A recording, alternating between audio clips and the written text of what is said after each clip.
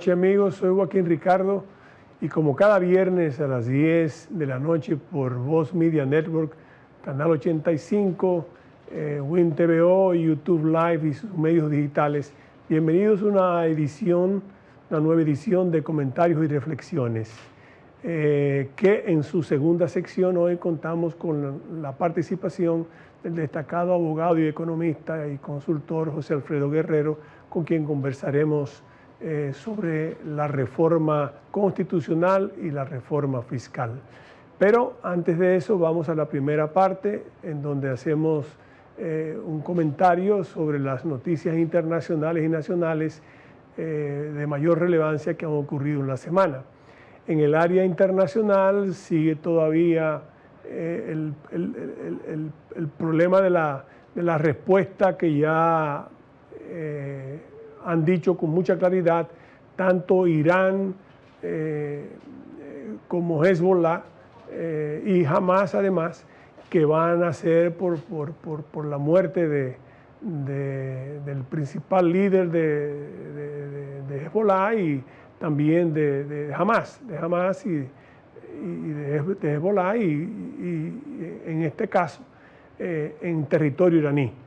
La represalia que han decidido tomar esas naciones pues mantiene en cierto modo en asco hacia la comunidad internacional, esperando que la represalia no conlleve a una situación, a una escala mayor, un escalamiento mayor de una situación ya de por sí extremadamente volátil, en la que Israel sigue defendiendo su territorio contra los ataques terroristas y contra el terrorismo internacional auspiciado por el Estado de Irán y otros países que forman parte de ese grupo de naciones que no reconocen el derecho del Estado de Israel a sobrevivir, que no reconocen de hecho al Estado de Israel.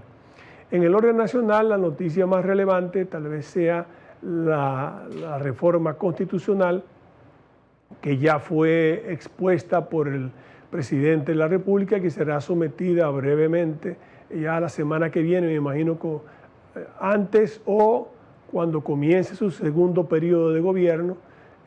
Consiste en 4 puntos importantes que todos más o menos conocemos, pero lo voy a refrescar.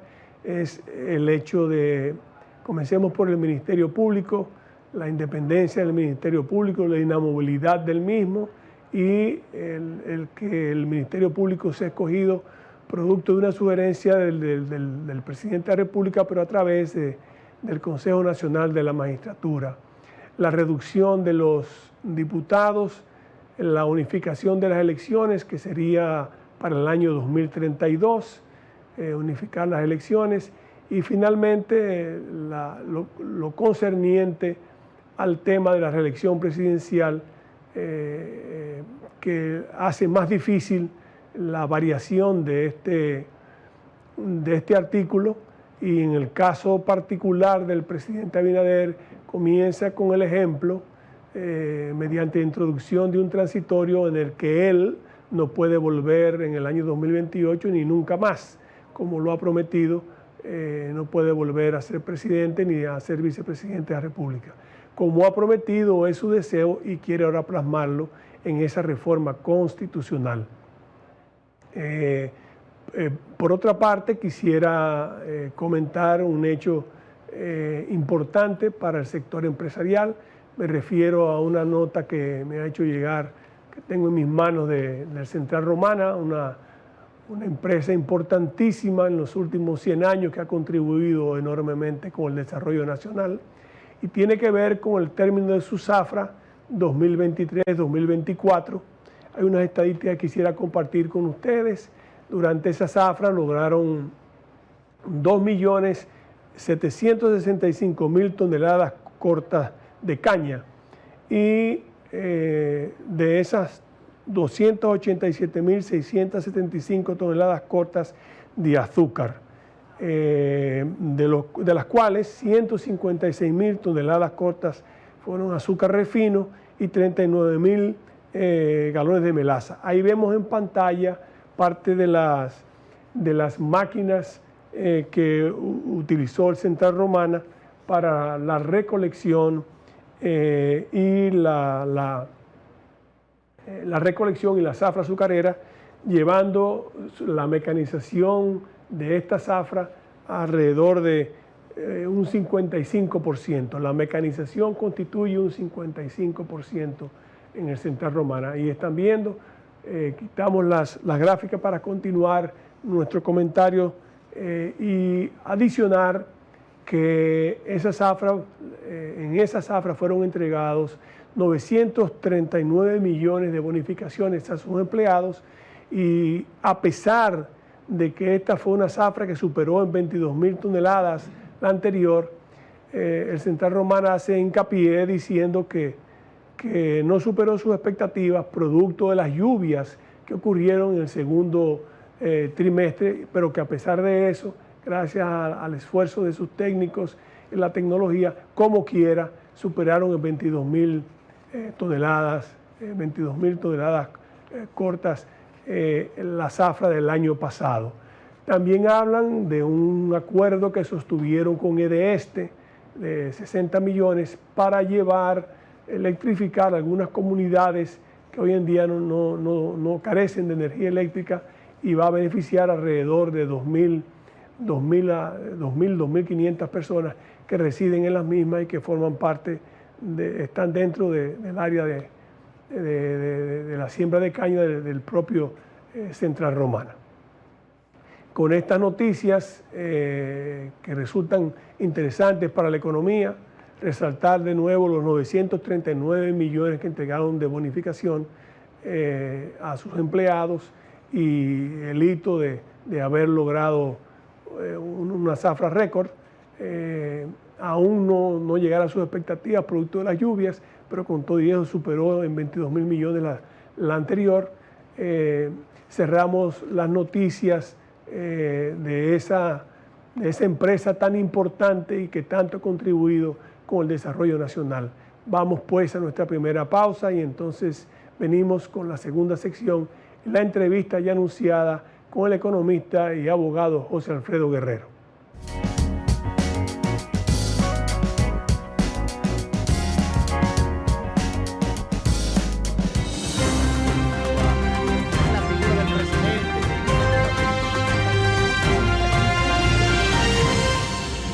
Soy Hernán Paredes y te invito a sintonizar el programa Voz Vespertina por Voz Media Network, en el canal 85 de Claro, de lunes a viernes.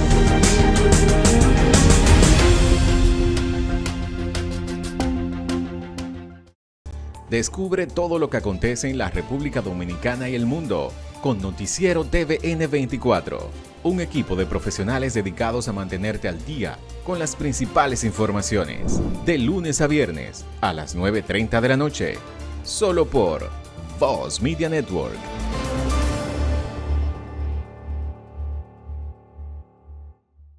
Ahora en Voz, puede disfrutar de La Expresión de la Tarde con los destacados periodistas y comunicadores Adolfo Salomón, Ayer el presidente Luis Abinader, Carmen Curiel, quizás la inteligencia, Roberto Gil y Ángela Costa. Posición del presidente. De lunes a viernes de 3 a 5 de la tarde, La Expresión de la Tarde, por Voz, Canal 85, y en nuestras redes sociales, @tvn24.do, @VozMediaNet, en TikTok, @tvn24do, en nuestra página web, Voz Media Network, en YouTube, Voz Media Network, TVN24DO. Hoy, aunque Julia está allá en los países, está cerquita de su papá aquí en Moca, enviándole los chilitos de la compra del mes por la nueva app Remesas Reservas. Al igual que Nicole, que va corriendo a montarse en la estación de Gran Vía en Madrid, y puede enviarle todo el cariño a su mamá por la nueva app Remesas Reservas. Y como Fernando, que le envía a su hermano los chilitos para completar el mes, para que ambos sigan cuidando a sus padres en el campo. Cariño en mano con la nueva app Remesas Reservas. Una manera fácil, rápida y segura de recibir y enviar dinero a tu gente. Disponible ya en Europa y Estados Unidos. Banreservas, el banco de todos los dominicanos. El mundo. Sus complejidades. Cultura. Datos curiosos. ¿Te suena raro todo esto? Te invitamos a que conozcas más en Documentales VMN. Vívelos por Voz Media Network.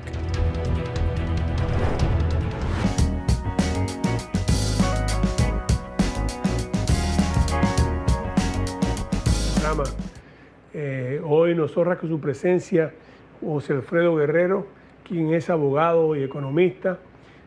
Tuvo una participación importante en las reformas de 1992, en ese momento como miembro de la Fundación Economía y Desarrollo.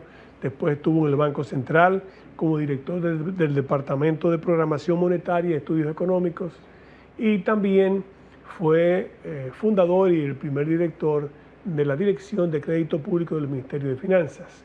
Hoy en día, pues, se dedica a la consultoría económica y a la academia. Como decía, gracias a que todavía hay gente que con experiencia se dedica a la academia, a transmitir sus conocimientos y a darle a los nuevos esas enseñanzas fundamentales para hacerle frente a la vida. Gracias por permitirnos estar con nosotros, por acudir a nuestro llamado. Bienvenido. Gracias por la invitación. Bueno, pues aquí vamos a conversar de reformas. Vamos a hablar de las reformas constitucionales o la reforma a la Constitución que propuso el presidente de la República.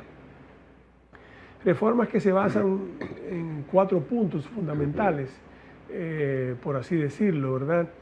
El tema del Ministerio Público Independiente, la forma de escogencia del ministerio, el también sacar al ministerio del Consejo Nacional de la Magistratura,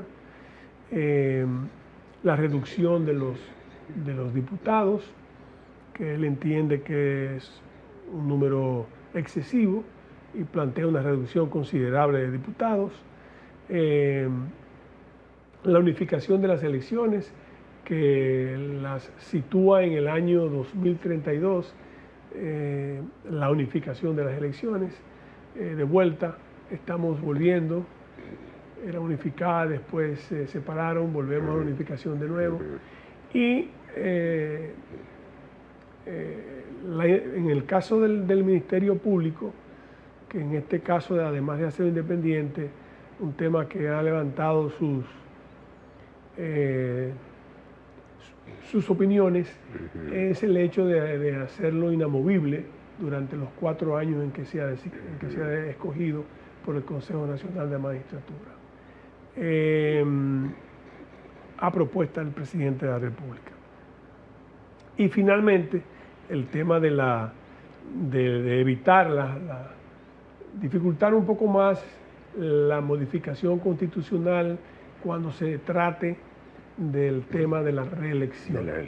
En este caso, se incluye un transitorio, uno más de los muchos transitorios que tiene nuestra Constitución, en la que él dice que él no puede volver en el año 2028, ni en el 28, ni nunca más, a desempeñar la presidencia o la vicepresidencia de la República. Eso es básicamente. Al parecer existe un consenso en que las reformas sean pasadas. Hay algunas opiniones sobre el tema de la inamovilidad que yo le dije del procurador, en un sentido. No sé qué opinión le merecen las mismas, si usted considera, aunque hay que esperar también que la introduzca para ver los detalles, aunque él abundó bastante, pero para ver qué detalles le ofrece. Bueno, empezando por atrás, ¿no? Por la reelección. La reelección, yo no tengo problema con la reelección. Para mí debería ser incluso indefinida, al estilo Putin. Porque lo que hay que garantizar es que la democracia y que se encuentren los votos. O sea, para mí no hay ningún problema en que sea indefinida. Entonces, incluso he planteado antes que, porque muchas reformas constitucionales se empezaron por ahí, el tema de la reelección. Yo decía, pero ¿por qué? O sea, quitemos eso de una vez por todas, pongámoslo indefinida y entonces tirar para adelante con eso. Porque yo digo lo siguiente, o sea, ¿cuál es el problema de la reelección? En el espíritu o en la percepción de la gente es que sí, bueno, después de más de 8 años, entonces el país va a ir hacia una deriva de un gobierno autoritario, dictatorial, de una sola figura. Bueno, pero si ese es el problema, vamos a ver qué es lo que tiene implícito ese problema. Que el Poder Ejecutivo tiene un gran poder en la economía dominicana y en la Constitución. Entonces, si el problema es que se va a abusar del poder después de 8 años, bueno, ¿y por qué 8 años? ¿Y por qué no lo hacen 4 o en 8? O sea, yo no le veo mucho sentido al tema de evitar la reelección. Para mí, si tú tienes un sistema en el que las elecciones sí son transparentes, libres, la gente vota, no habrá ningún problema, porque de eso se trata la democracia, ¿no? Bueno, a mí usted no tiene que convencerme. Yo vengo de una escuela en que la constitución más estable, que duró 28 años sin ser modificada, fue la del doctor Balaguer. ¿Cuál fue la del 66? Bueno, porque ese era un tema que la elección no hay por qué prohibirla mientras el pueblo vote, mientras las elecciones sean transparentes, mientras me dirán lo que me dirán, pero ese no es el momento para discutirlo ahora. Pero lo cierto es que el problema no es en sí el tema de la reelección. Pero al parecer van a pasar las reformas. Vamos a ver ahora en qué termina lo del tema de la inamovilidad del procurador, por lo que ha acontecido en otros países como Perú, Ecuador. Usted sabe que a veces esa inamovilidad tiende a crear excesos. A mí no me gusta. A mí no me gusta la inamovilidad porque, de hecho, ya el Ministerio Público es un monopolio. El monopolio de la acción pública a cargo del Estado. Y ahí están sus indicadores y ha mejorado en la estabilidad de los fiscales, tienen una escuela para entrenamiento de los fiscales, están llevando procesos. ¿Cuál es el problema del Ministerio Público? Que si uno hace una encuesta a nivel nacional, es muy probable que la gente identifique Ministerio Público con persecución de la corrupción administrativa, porque ese ha sido el tema durante 4 años. Pero el Ministerio Público no es un tema de perseguir ese tipo de delitos o de crímenes, es mucho más amplio. O sea, ¿dónde está la eficiencia en perseguir el homicidio, los atracos? O sea, esa parte es fundamental. Entonces, esa situación, ¿en qué lo va a ayudar un Ministerio Público independiente? Yo creo que tenemos que partir de que un presidente tiene, por principio, que va a combatir la corrupción y que va a combatir también todo exceso de criminalidad, o sea, la criminalidad y el delito. Entonces, si yo pongo un funcionario por decreto que va a representar mis ideales en eso, ¿no? Entonces, yo tengo que también tener cierto poder para ver si está cumpliendo con eso o no, y tengo el poder de eliminarlo o no. Ahora, si yo le doy total independencia, entonces ya me desvinculo como presidente de ese esfuerzo, porque si la persona independiente no cumple, porque estamos asumiendo que va a cumplir, ¿por qué lo va a cumplir si es independiente? O sea, a la hora que tú no tienes ningún tipo de control ahí sí se puede ir hacia un autoritarismo.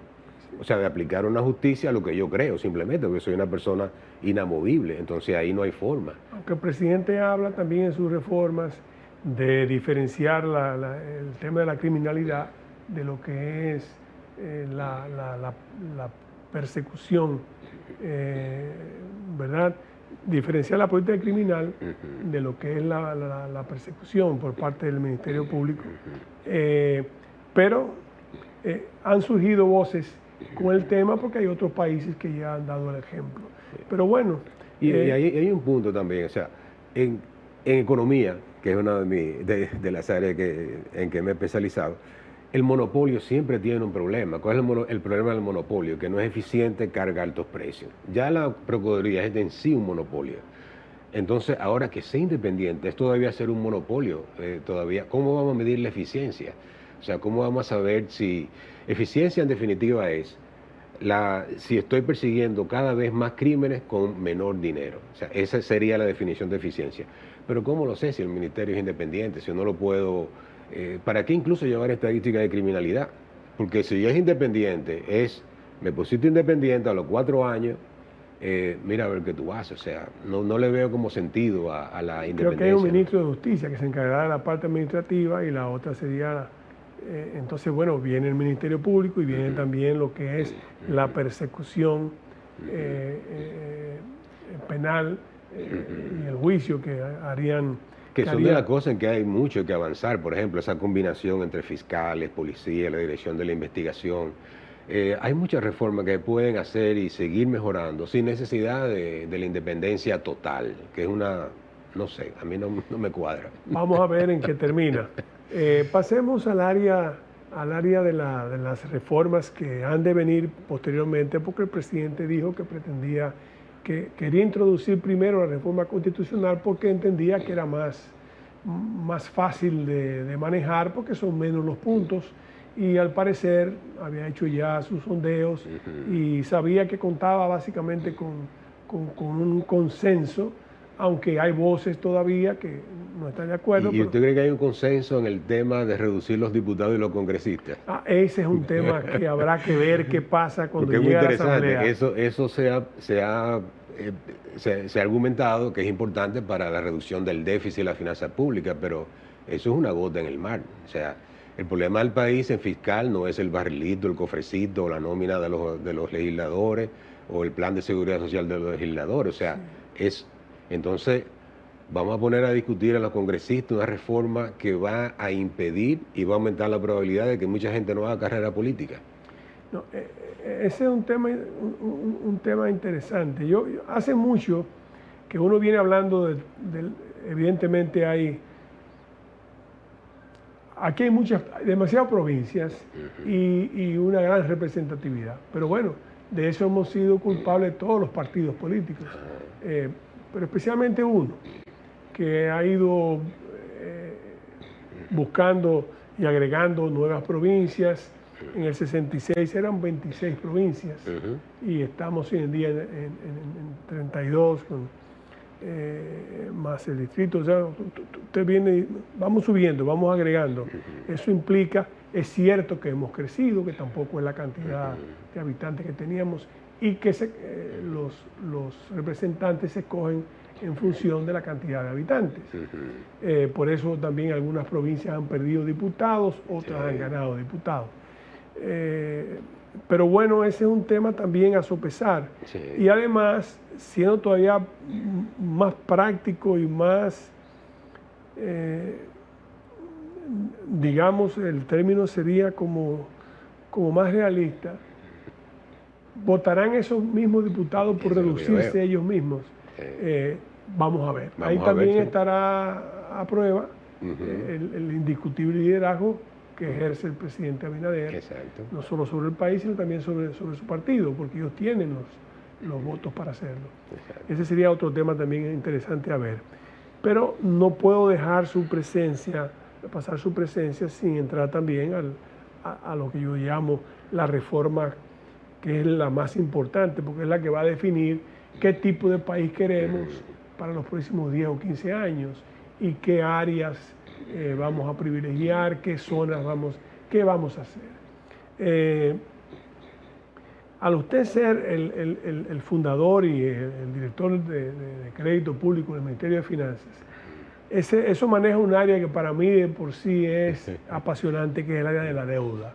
Ustedes sí deciden todo, lo que es la deuda interna, lo que es la deuda externa, qué va a seguir haciendo el gobierno, a dónde vamos a llegar. Mi pregunta es la siguiente: ¿qué usted opina del tema de la deuda? La gente lo divide entre la deuda del gobierno central y lo que es el déficit cuasi fiscal y no lo quiere unir, y entonces comienzan a decir que si es así, si se segrega la deuda, entonces el porcentaje del PIB que está comprometido versus la deuda no es tan alto, pero ¿qué usted va a hacer con ese déficit cuasi fiscal que hoy en día se encuentra en cifras astronómicas? Comenzó siendo 60.000, 70.000 millones en ese momento y que hoy en día sobrepasa los 1.000 millones de millones, tengo entendido. O sea que es una suma que es considerable. ¿Qué vamos nosotros a hacer y qué haremos con la deuda externa. ¿Seguiremos financiando el déficit con deuda? ¿Seguiremos emitiendo bonos? ¿Seguiremos? ¿Ese es el camino? ¿Qué usted opina? Bien, la deuda existirá hasta que los mercados nos presten. Porque no depende tanto de nosotros, o sea, no es que el país pueda endeudarse todo lo que quiera. Como funciona el presupuesto realmente es crédito público cuando inicia el ciclo presupuestario. Crédito público ve el nivel de la deuda, el servicio de la deuda, y entonces le informa a la dirección de presupuesto que de acuerdo a los modelos que tiene de sostenibilidad de deuda, en los mercados de capitales se puede conseguir X monto. Ese número que dice crédito público es uno que es suficiente para sostener un déficit fiscal de X cantidad y también el pago de la amortización de la deuda, porque la deuda paga deuda, la deuda de capital sobre todo. Entonces, ¿qué pasa? Esa cifra es la que condiciona lo que se va a hacer en el gasto. Y entonces, ¿qué pasa? Se presenta el presupuesto con ese estimado de deuda y entonces se le da la autorización a crédito público para que consiga ese financiamiento. Y los mercados de capitales, desde el 2010 hasta la fecha, han estado recibiendo con el perfil, o sea, el riesgo soberano dominicano de buena manera. Y de hecho uno ve las estadísticas y ve cómo desde el 2010 el gobierno se fue endeudando cada vez en bonos soberanos, cada vez a menores tasas. Ahora, ¿qué pasa? Eso tiene un límite. ¿Y cuál es el límite? Uno de ellos es la reforma tributaria. O sea, el inversionista que compra el riesgo soberano dominicano lo que está viendo es las posibilidades de mediano plazo que tiene de recibir sus intereses y el pago de su capital. Y todo eso se mide y la percepción de riesgo que ellos tienen se ve en las tasas de interés que se van emitiendo nuevos bonos y también en la tasa de interés a la que se comercializa la deuda en mercado secundario.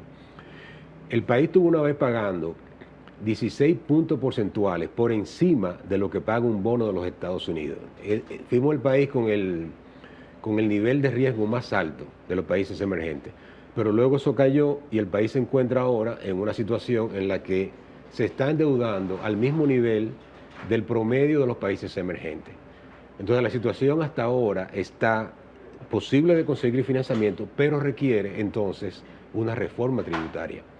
Los mercados de capitales estuvieron esperando durante 4 años al presidente Abinader para que sometiera una reforma tributaria y no lo ha hecho. Entonces es una reforma que para mí es importante si el país no presenta lo que es su reforma tributaria y el plan de financiamiento que tiene a largo plazo de esa reforma, entonces puede tener problemas cuando quiere emitir el año que viene. O sea, para mí yo en el orden de la reforma, por eso yo decía, ¿por qué no se va? ¿Emitir bonos o tomar prestado? Emitir bonos es la forma como lo hace, porque lo que pasa es que el gobierno, por ejemplo, el gobierno hace un presupuesto de 100 de gasto, pero solo consigue 80, por decir algo, de impuestos. Tiene un déficit de 20, pero tiene que pagar deuda que vence del capital de préstamos anteriores por 15, ¿verdad? Entonces 20 más 15, 35.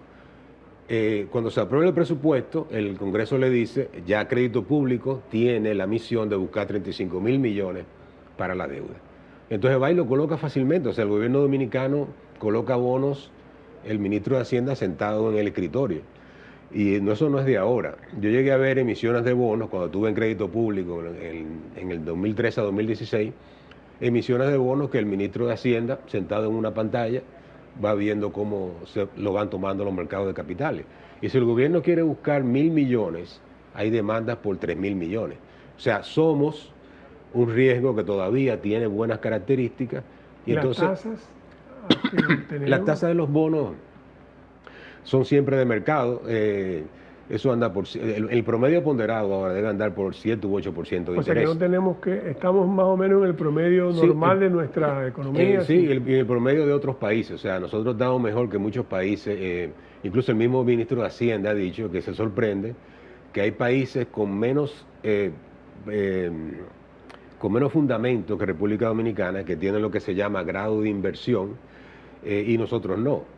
Pero lo que eso pasa es una de las cosas que se persigue con la que se reforma persigue. tributaria. Exactamente. El grado de inversión, ¿verdad? Exactamente. Que nos den un grado de inversión. Exactamente, o sea, no se puede conseguir hasta que los mercados no vean. Bueno, tú dominas el Congreso, tienes el Congreso dominado por 4 años porque no fuiste haciendo reformas.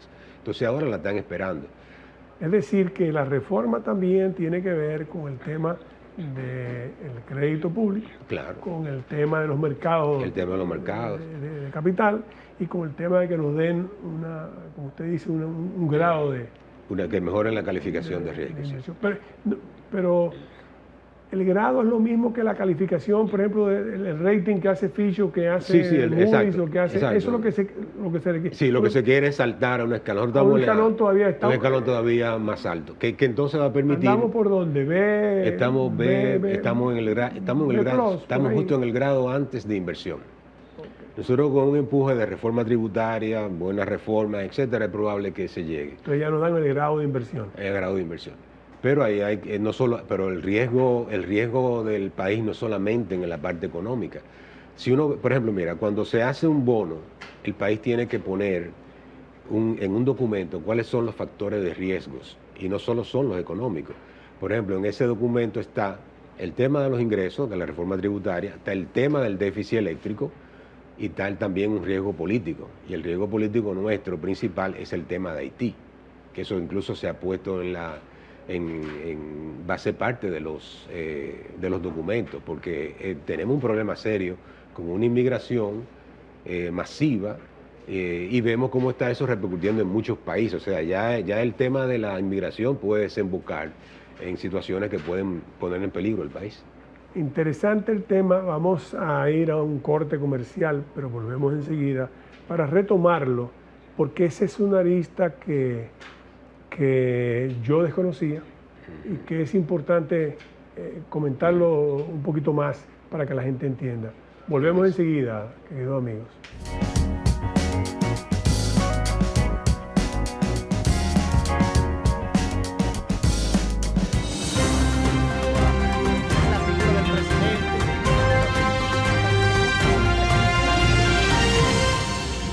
Soy Hernán Paredes y te invito a sintonizar el programa Voz Vespertina por 2 Media Network, en el canal 85 de Claro, de lunes a viernes.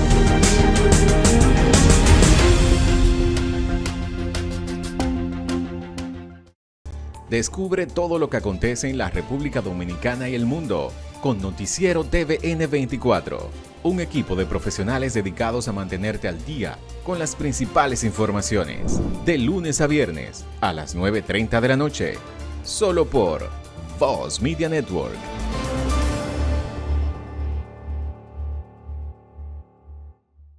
Ahora en Voz, puede disfrutar de La Expresión de la Tarde con los destacados periodistas y comunicadores Adolfo Salomón, Ayer el presidente Luis Abinader. Carmen Curiel, Quizás la inteligencia. Roberto Gil y Ángela Costa. Posición del presidente. De lunes a viernes de 3 a 5 de la tarde, La Expresión de la Tarde, por Voz, Canal 85, y en nuestras redes sociales, @tvn24.do, @VozMediaNet, en TikTok, @tvn24do, en nuestra página web, Voz Media Network, en YouTube, Voz Media Network, TVN24DO.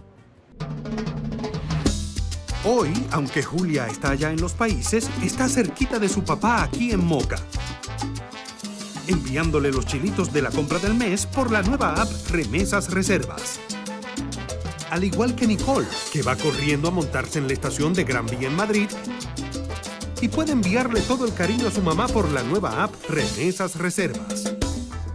Y como Fernando, que le envía a su hermano los chilitos para completar el mes, para que ambos sigan cuidando a sus padres en el campo. Cariño en mano con la nueva app Remesas Reservas. Una manera fácil, rápida y segura de recibir y enviar dinero a tu gente. Disponible ya en Europa y Estados Unidos. Banreservas, el banco de todos los dominicanos. El mundo, sus complejidades, cultura, datos curiosos. ¿Te suena raro todo esto? Te invitamos a que conozcas más en Documentales VMN. Vívelos por Voz Media Network.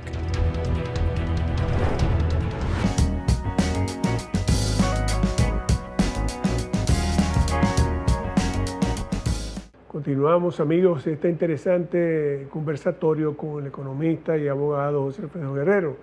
Ha mencionado usted que al país aplicar hacer una aplicación para un crédito, lo que fuese, tiene que someter, dentro de las cosas, es cómo anda su economía, el término, usted decía 3 factores, ¿verdad? Que era la parte política, la parte económica y los riesgos. Los riesgos políticos, claro. Los riesgos políticos. Políticos, sí. Que en este caso, curiosamente, no hay ningún, yo iba a decir, pero riesgos políticos no hay porque el país es estable.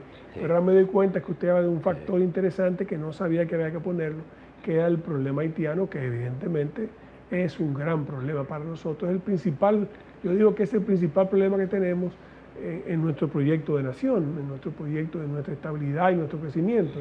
No sabía que había que plasmar ese tema y que eso incidía en aquellos que deciden o que van a tomar la decisión de si aprueban o no el crédito del país.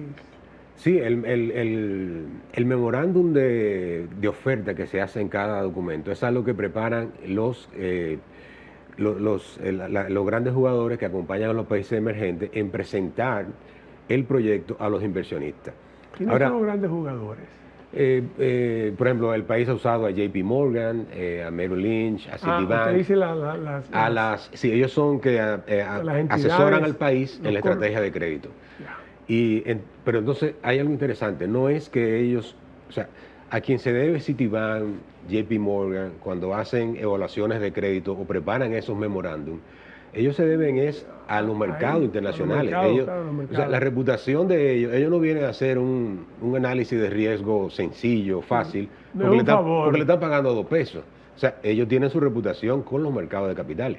Entonces, esos documentos son, realmente usted lee una sección de memorándum de la parte de riesgo y usted pregunta, dice, bueno, ¿y cómo que la gente invierte? Porque es que se detalla todo. O sea, se toma el sector eléctrico, se dicen los problemas del sector eléctrico, el déficit del sector eléctrico, lo que el país va a hacer en el sector eléctrico, y se pone la esperanza de que reformas van a permitir que ese déficit vaya disminuyendo. Pero, cuando usted mencionaba el tema político, en los documentos se pone, por ejemplo, el partido de gobierno ahora, por ejemplo, siempre que salían los planes de deuda, se oponía a la deuda pública. De hecho, Esquea Guerrero presentó un recurso constitucional contra los bonos soberanos. Y eso incluso se puso en un documento y fue la razón por la que bonos soberanos que tenían que salir en enero salieron en junio, porque el Tribunal Constitucional tuvo que responderse sobre esa demanda. Entonces, esos riesgos políticos, por ejemplo, se ponen en esos documentos y dicen, bueno, si un gobierno que llega a la presidencia y todo puesto al tema de la deuda puede afectar el pago de intereses. Y así van uno por uno, y los temas políticos de estabilidad política también tienen que estar. Yo no sé si en los últimos, para mí en los próximos tiene que haber alguna mención al tema haitiano, porque es que es un tema recurrente en los medios nacionales. La proporción que están tomando del presupuesto público, esta situación con niños dominicanos fuera de las aulas, el tema de la violencia. O sea, son cosas, imagínate una violencia política similar a la que pasa en Haití, en Verón. Ahí se acabó el turismo. No sé si usted recuerda, hace unos años, que por la muerte de unos turistas, que después resultaron ser accidentales, el turismo decayó. El turismo tuvo una caída excepcional que le costó 6 meses poderse recuperar. Entonces imagínese usted frente a un hotel un tema de esa naturaleza. O sea que como el turismo es un principal generador de divisas, entonces viene a bien ser. No, aunque somos 2 países independientes y soberanos, pero es evidente que la inestabilidad haitiana Eso puede ser. Es un camino hacia República Dominicana. El tema de las bandas. La única vez a donde miran es al este. Sí. Su visión ha sido siempre al este. Exacto. Amén de que yo soy de lo que sustento que el gobierno haitiano tiene una política de fomentar la migración Claro. de sus nacionales, Claro. como una forma de hasta recibir remesas Claro. y de resolver su inacción, Claro. porque realmente es una especie de anomia institucional lo que hay en Haití. Así Pero es. no derivemos hacia ese lado, sino sigamos con el tema de la deuda y las reformas. Interesante todo lo que se hace para ver eso. ¿Usted considera que la deuda actual es un problema? ¿Llega ya a la categoría de comenzar a pensar en buscar soluciones un poquito más? Yo sé, se está planteando la reducción del déficit. Déficit que varía. Ustedes mismos los economistas varían entre sí. Uno dice que el 3, otro que es el 5%, desde hace 20 años, porque hasta el año 2000, hasta este siglo, los presupuestos no eran deficitarios, entonces no había ese déficit presupuestario. ¿Qué usted considera de la deuda, el monto de la deuda? Como economista, que muchos dicen, bueno, eso está por las nubes, eso va a traer consecuencias. Bueno, a mí de la deuda lo que no me gusta es que financia un Estado, para mi gusto, muy grande.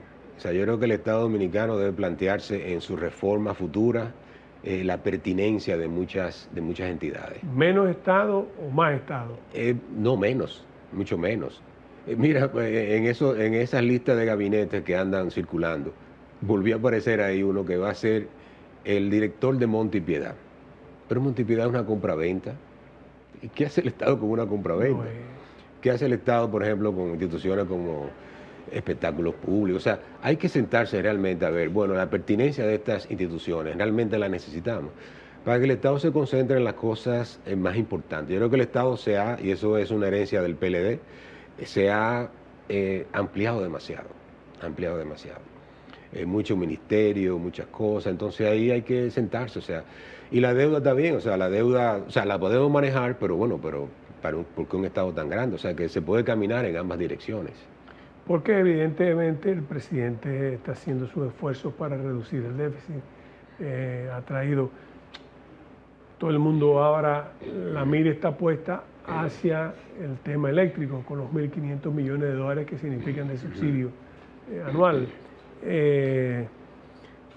Para mí es una cosa curiosa porque ¿por qué el Estado, por qué tiene que ser el Estado mal administrador? Yo vengo de la escuela que creo que hay mala administración en quien usted pone a dirigir la empresa, pero el Estado no tiene por qué ser mal administrador. Pero de todas maneras hay una tendencia hacia las asociaciones público-privadas a buscar, y especialmente porque las empresas distribuidoras lo que han hecho en vez de disminuir sus pérdidas es ampliarla con gente que se me parece aquella afirmación de un célebre dirigente del PLD, como dice el Quijote de la Mancha, de cuyo nombre no quiero recordarme, que dijo que cuando el PLD llegara al poder, en 90 días estarían terminados los apagones. El querido Don Temo. Y todavía estamos lidiando con el tema. Ayer, por ejemplo, había toda un área grande de la capital, tal vez había una avería, pero fueron 8 horas y media, consolidando esa avería, que solamente era en esa área. Yo sé que el circuito también es más grande que hay en la capital, pero bueno, ¿qué hacer? Hay que privatizarla, hay que realmente, o hay que buscar gente. Yo creo en la privatización, pero con competencia. O sea, privatizar una empresa estatal y dejarla con un monopolio, lo que puede reducir el déficit es en poca cosa, y entonces deja el mal en el fondo. O sea, yo creo en la competencia, o sea, es privatización y competencia. Lo que vemos, por ejemplo, en muchos sectores de la economía. A mí me encanta cuando yo veo la inflación, no irme tanto a los números, sino ver detrás de un precio, si hay un precio socialista, en el sentido de que la determinación del precio no depende de los consumidores, o si es un precio competitivo. Por ejemplo, el precio del pollo. El precio del pollo es un precio que tiene muchos elementos de competencia. El precio de la gasolina es un precio socialista. ¿Por qué es socialista? Porque se determina por un decreto. se determinan los márgenes de intermediación. Las gasolineras no pueden competir.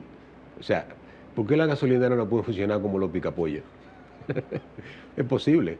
O sea, simplemente el ad valorem convierte los impuestos de la gasolina en un ad valorem, olvídate de la intermediación y que eso sea acuerdos de empresarios privados. O sea, pudiéramos tener un sector en New Jersey, que es el sitio de Estados Unidos que yo más he ido, siempre me llama la atención que una gasolina está a un precio aquí y tiene 5 centavos menos allí, 4 centavos menos allí. O sea, ¿por qué no? Y eso pasa, o sea, pero privatización no es la solución si no hay competencia, y tampoco es decir, no, este administrador es malo porque es un político de vieja guardia que lo que sabe es de mítines, pero vamos a traer entonces un empresario privado que sí sabe. Tampoco. El empresario privado, cuando va a una empresa pública, es lo mismo que si tuviéramos también un político. O sea, van a tener las mismas restricciones para ser eficientes, que eso es lo que pasa mucho con las empresas públicas. Las empresas públicas no pueden replicar el tema de la eficiencia de una empresa privada por restricciones políticas, porque tampoco es su patrimonio, y eso es lo que pasa, ¿no? Bueno, pero en el caso de la distribuidora lo que hay que invertir por el tema de las redes, hay un escape de un 35, 40%, 30, 35, un promedio. Nadie puede con ese promedio. No es solo el hecho de porque ellos están haciendo un gran esfuerzo y el pueblo está respondiendo a los medidores, están instalando medidores de 800 pesos que usted puede poner, pero es el tema de la distribución, hay que hacer una inversión y parece que el Estado no quiere hacerlo, no está en condiciones de eso, y tal vez entonces buscará al sector privado para que lo haga. Pero lo está buscando para administrar. O sea, es de un genio en una empresa eléctrica de él, entonces él va a ser un genio aquí. Entonces eso tiene que haber otra solución.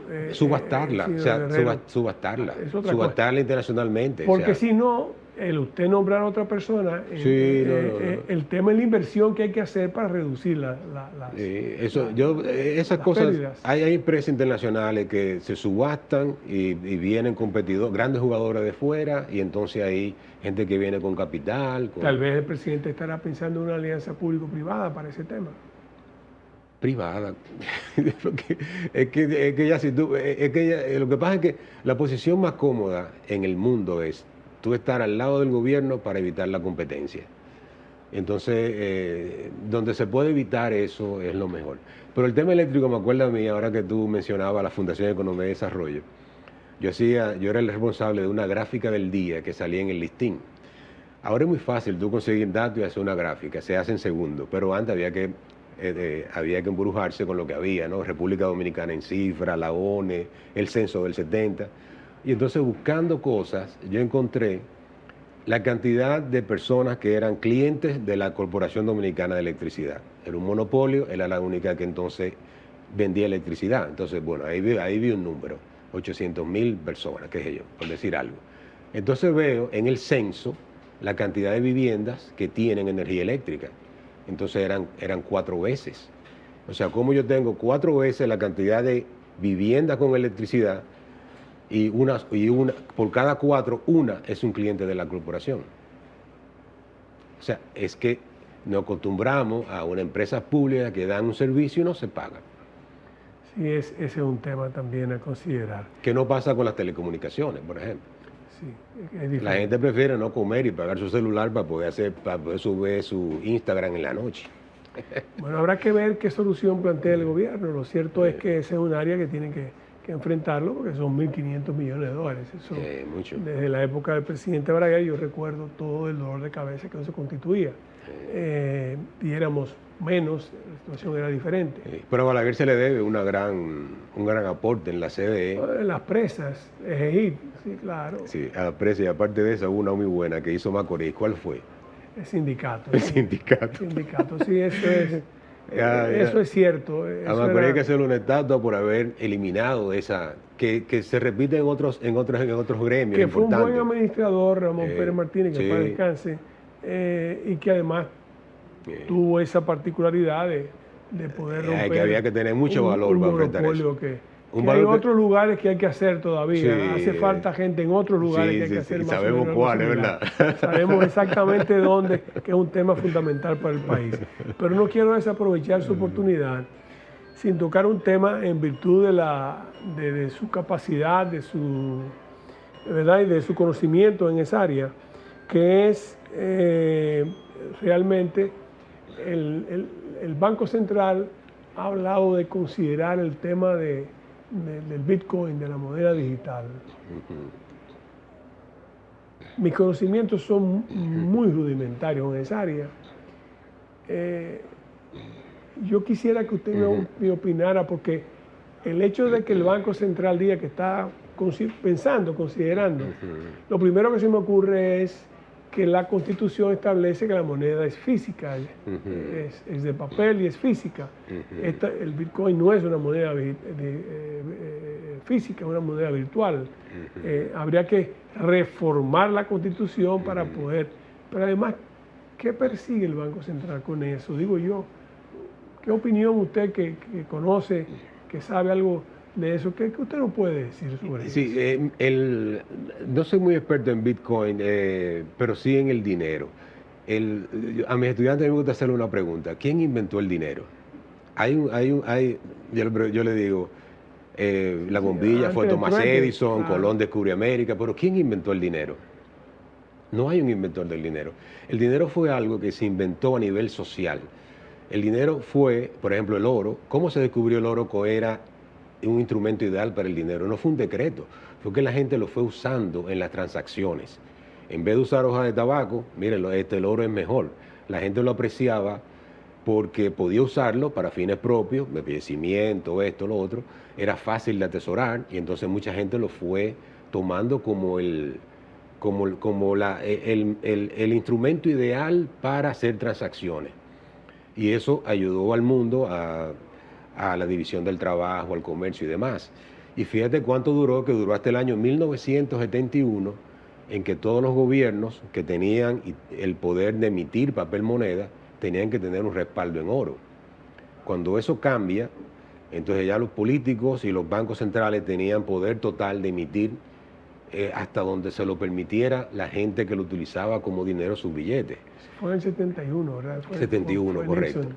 Que fue terrible porque entonces uno ve el crecimiento de la masa monetaria del dólar y lo ve que ha sido un abuso lo que se ha hecho. Entonces el Bitcoin nace precisamente como, fue naciendo el oro, como una forma de, vamos a hacer transacciones, pero yo no confío en el dólar, vamos a hacerlo a través de este mecanismo que es blockchain. Y entonces estamos conscientes los dos de que se puede hacer, ¿no? Y aparentemente ha ido creciendo la cantidad de personas que lo hacen. Y claro, el Banco Central está atento a esas cosas y los bancos centrales también de todo el mundo, pero hasta qué punto ahí el alcance que tienen realmente no lo tengo. Sí habría que modificar eso, de que el billete es físico, pero eso es una cosa menor. Ahora el objetivo que tienen no entiendo muy bien. No sabía que había interés en hacer transacciones en esa área, por eso le pregunto. Sí, bueno, Bukele lo ha hecho. Bukele tiene parte de la reserva de Bukele se invierte en el Bitcoin. Él ha hecho incluso proyectos tokenizados, o sea, que inversiones de activos reales que son a través de token. Es un mundo interesante, pero no creo que es algo primero que hay que culturizar mucho a la gente, a ver qué pasa, ¿no? Sí, claro. No, por eso le pregunté, porque es un área que me parece interesante. Yo le hago esta pregunta a todos mis invitados, porque es algo en lo que yo creo. Lo dije al inicio del programa, lo vuelvo a repetir ahora. A veces me preocupan que, aunque esas reformas, el presidente se ocupa de buscar algún tipo de consenso, y hay todo el Consejo Económico y Social, a mí me preocupa que esas reformas sean sectoriales y no producto de un pacto de nación. Yo estoy empujando un pacto de nación que implique que suscriban ese pacto. Primero, esta es la República Dominicana que queremos para los próximos 10 años. Esta es la dirección que vamos a seguir y estos son reformas que todos los que suscribimos nos comprometemos a respetarla, no importa la alternabilidad en el poder. sea el partido que fuese, son metas que nosotros empeñamos nuestra palabra en cumplirlas para que no ocurra lo que ocurre con el déficit cuasi fiscal, que los gobiernos finalmente no terminan dando el dinero necesario por las razones que fuese, y eso ha ido creciendo hasta ser un fardo extremadamente pesado para la economía dominicana y para el propio Banco Central. Yo creo que si se suscriben en medio de los políticos, las fuerzas fácticas, el empresariado, porque el empresariado es un socio en el desarrollo nacional, hay que verlo como un factor importante en el desarrollo nacional. ¿Qué usted opina sobre el tema de si es más conveniente hacerlo de esa manera, a su juicio? Y otra pregunta es el tema de las famosas exenciones, si no llegó el momento de reorientarla hacia áreas que realmente la meriten. A ver ¿qué usted opina sobre eso? Sí, bueno, a mí me gusta esa idea de los pactos fiscales. De hecho, el Ministerio de Hacienda ahora acaba de proponer, y creo que proponer el tema de la responsabilidad fiscal, o sea, que se pueda limitar una ley. Una ley, exactamente. Entonces, eso va en ese camino. Que se debe ampliar realmente con un pacto fiscal, por ejemplo, que sería muy importante, y que pegue inmediatamente con el tema de las exenciones. Las exenciones existen únicamente porque los impuestos sobre la renta son muy altos. O sea, el país debe quitarse de la cabeza que 27%, 25% es una tasa excesivamente alta para las personas. Pero una tasa homogénea, debe ser homogénea, pero debe ser homogénea bajita. O sea, el impuesto sobre la renta debe ser un 10%, un 5%. Entonces se eliminan de ahí todas las exenciones. Porque el problema de las exenciones es que estamos utilizando un método ineficaz para que la actividad empresarial se oriente. El empresario tiene que orientarse por los precios. Ese ha sido el éxito del capitalismo. Yo en mercados libres y competitivos veo lo que me cuesta la mano de obra, lo que me cuesta la tierra, lo que me cuestan los insumos. En base a eso hago un plan de presentarle a un consumidor en competencia con otros productos algo que yo quiero vender. Me va bien, consigo dinero, pago a todos los factores de producción y me quedo con un residual. Pero ese residual yo no puedo aspirar a pagarle un 25 al gobierno. O sea, ¿por qué un 25? O sea, bajemos eso a 10 para que entonces no tengamos que estar. Para el turismo hay que hacerlo con esto. Mira el cine, o sea, el cine se basa en una extensión de un 25% de la renta que imponible que tú vas a pagar el próximo año, pero no, o sea, baja eso a 5 y si tú quieres invertir en cine lo haces con tu dinero, pero no con el dinero que el gobierno iba a recibir para que entonces alguien haga una película. O sea, eso no es una inversión que nace de manera espontánea. Y efectivamente, o sea, pero ese pacto fiscal tendría eso, ¿no? O sea, menores impuestos y hacia ahí que debemos ir. Bueno, no nos queda más que agradecer la participación de José Alfredo Guerrero. Creo que nos ha orientado sobre una serie de aspectos importantes que surgirán en el futuro cuando se termine con la reforma constitucional y se pase a la reforma fiscal, tributaria y del gasto, que yo espero que eso termine en un pacto de nación para que de esa manera podamos decidir qué queremos, qué república queremos para los próximos 10 años, cómo lo queremos, que no importa la alternabilidad en el poder de un partido, pues estamos seguros que esas propuestas que han sido aprobadas ya por todos y suscritas por todos van a ser respetadas. Bien amigos, será hasta el próximo viernes a las 10 de la noche por Voz Media Network, Win TVO, YouTube Live. Nos veremos en una próxima entrega de comentarios y reflexiones. Tengan un buen fin de semana.